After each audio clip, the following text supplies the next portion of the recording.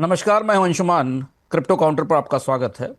Crypto बाजार आज दिशाहीन सा है।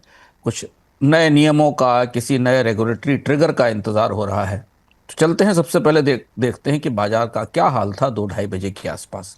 बिटकॉइन करीब 1,12,552 के आसपास है। पिछले 24 घंटे से सीमित दायरे में है।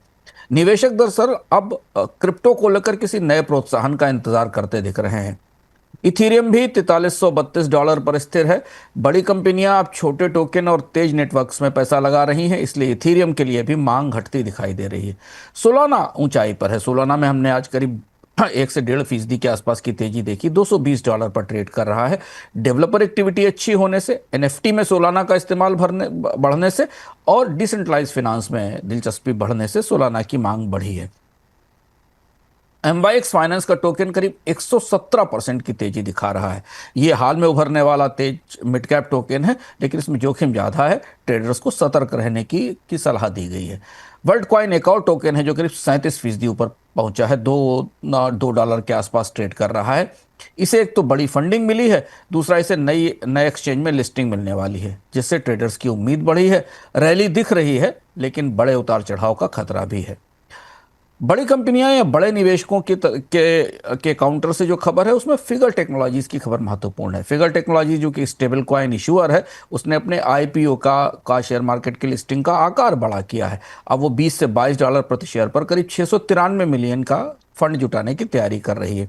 कोशिश यह है, इससे संकेत मिलता है कि क्रिप्टो सेक्टर में जो प्राइमरी इन्वेस्टर्स हैं, उनकी भी संख्या धीरे धीरे बढ़ रही है। स्ट्राइप और पैराडाइम ने मिलकर टेम्पो नाम की एक नई ब्लॉकचेन लॉन्च की है, जिसे अब मेगा कंपनियां जैसे डॉयचे बैंक, ओपनएआई और वीजा जैसी कंपनियां अपने ब्लॉकचेन के साथ अपने पेमेंट सिस्टम्स जोड़ सकेंगी। ये मुख्यतः टेम्पो ब्लॉकचेन पेमेंट सिस्टम को क्रिप्टो की दुनिया से जोड़ने के लिए है। रिटेल सेगमेंट में अगर देखें, खुदरा खुदरा निवेशकों की दृष्टि से, तो वर्ल्ड कॉइन का प्राइस और MYX फाइनेंस, ये दो ऐसी चीज शब्द थे जो गूगल पर सबसे ज्यादा सर्च किए गए। इनके सर्च में 100% से ज्यादा उछाल दिखाई दी। भारत में बाजार में छोटी कॉइन की दुकान पर थोड़ी भीड़ है, मगर इसमें उतार चढ़ाव का खतरा थोड़ा ज्यादा दिख रहा है। रेगुलेशन की दृष्टि से, नियामकों की दृष्टि से, अमेरिका की सीनेट के 12 डेमोक्रेट सांसदों ने एक नया क्रिप्टो रेगुलेशन फ्रेमवर्क बनाया है, जिसमें कि सिक्योरिटी एक्सचेंज कमीशन और जो कमोडिटी और फ्यूचर स्टेट कमीशन है, यानी दोनों रेगुलेटर्स हैं, उनके रोल को, उनके नियम को साफ किया गया है। और इसके साथ कंपनियों को सही तरीके से रजिस्टर करने की व्यवस्था दी गई है। यह महत्वपूर्ण रेगुलेशन है जिसको क्रिप्टो बाजार समझने की कोशिश कर रहा है। इधर जो दूसरा रेगुलेटर है अमेरिका का CFTC, जो कि कमोडिटी ट्रेडर है, उसने विदेशी क्रिप्टो एक्सचेंजेस को मंजूरी देने का संकेत दिया है, जिससे जल्द ही इंटरनेशनल एक्सचेंज अमेरिका में अपनी सेवाएं दे सकेंगे और बाजार का विस्तार होगा। यह भी एक बड़ा फैसला है जो आने वाले समय में होने वाला है। अगर हम एक्सचेंज और कॉर्पोरेट की खबरें देखें, तो रिपल ने स्पेन के BBVA बैंक के साथ पार्टनरशिप की है, और इसके बाद अब स्पेन में बैंक के ग्राहक, BBVA बैंक के ग्राहक क्रिप्टो को सुरक्षित तरीके से इस्तेमाल कर सकेंगे। दक्षिण कोरिया के अपबिट एक्सचेंज ने इथीरियम पर गीवा नाम का एक लेयर 2 नेटवर्क लॉन्च किया है। इस लेयर 2 नेटवर्क के साथ अब इथीरियम पर लेनदेन तेज और सुरक्षित बनाया जा सकेगा। पैराडाइम और टेम्पो की ब्लॉकचेन, जिसके बारे में हमने आपको बताया, जो रियल पेमेंट के लिए आई है, इससे पुरानी पेमेंट कंपनियों पर दबाव बढ़ेगा और उन्हें भी नए तरीके के सिस्टम बनाने होंगे। डिफाई, स्टेबल कॉइन और वेब3 के बाजार में फिगर के IPO से काफी उत्साह बनता दिख रहा है। माना जा रहा है कि निवेशक अब डिजिटल एसेट्स के लिए स्टेबल कॉइन प्लेटफॉर्म्स पर भरोसा करने लगे, और इसी वजह से फिगर ने अपने IPO का आकार बढ़ाया है। स्ट्राइप और पैराडाइम की जो डेमो ब्लॉकचेन है, वो दुनिया भर में पेमेंट सिस्टम को ब्लॉकचेन बेस्ड डिजिटल बनाने की पहली कोशिश है, इसलिए काफी उम्मीद के साथ देखा जा रहा है। और इधर जो अपबिट की और गीवा लेयर 2 है, उसके बाद अब टेस्टनेट से क्रिप्टो के ऐप बनाना और इसे इस्तेमाल करना आसान हो जाएगा। धोखाधड़ी और स्कैम के मामले में आज एक सबसे महत्वपूर्ण खबर है, यही आज की सबसे बड़ी खबर है। 8 सितंबर को NPM यानी सॉफ्टवेयर की लाइब्रेरी पर अब तक का सबसे बड़ा हैक अटैक हुआ। करीब 28 ऐसी पॉपुलर लाइब्रेरीज थीं जिसमें हैकर्स ने मैलवेयर डालने की कोशिश की, जिसमें कि मेटा मास्क समेत कई सारे वॉलेट खतरे में आ गए। हालांकि डेवलपर्स ने समय रहते इसको पकड़ लिया और नुकसान से बचा लिया, लेकिन इसके बाद डेवलपर्स में सिक्योरिटी और चेकिंग को लेकर अब खतरा और बेचैनी बढ़ रही है। अगर हम बाजार का आउटलुक देखें, तो आल्ट कॉइन में तेजी के कारण एक बबल का रिस्क बनता दिख रहा है, खासतौर से बेहद छोटे टोकन्स में जिनमें अब तेजी दिख रही है और इनमें अचानक गिरावट आ सकती है, बिकवाली भी आ सकती है और ट्रेडर्स की तरफ से भी इस बात के संकेत दिए जा रहे हैं कि सावधानी की ज़रूरत है। इधर सीएफटीसी और सीनेट के जो अमेरिका में नए नियम आए हैं उससे बाजार में खासा उतार चढ़ाव संभव है, खासतौर पर विदेशी एक्सचेंज आने के बाद और नए टैक्स नियमों के बाद जो अमेरिका के एक्सचेंज हैं उन्हें चुनौती मिलेगी। बाजार का मूड बदला तो मीम कॉइन्स में ट्रेडिंग घट सकती है और कीमतों में तेज गिरावट हो सकती है। अब हम आ गए हैं आज के क्रिप्टो ज्ञान पर।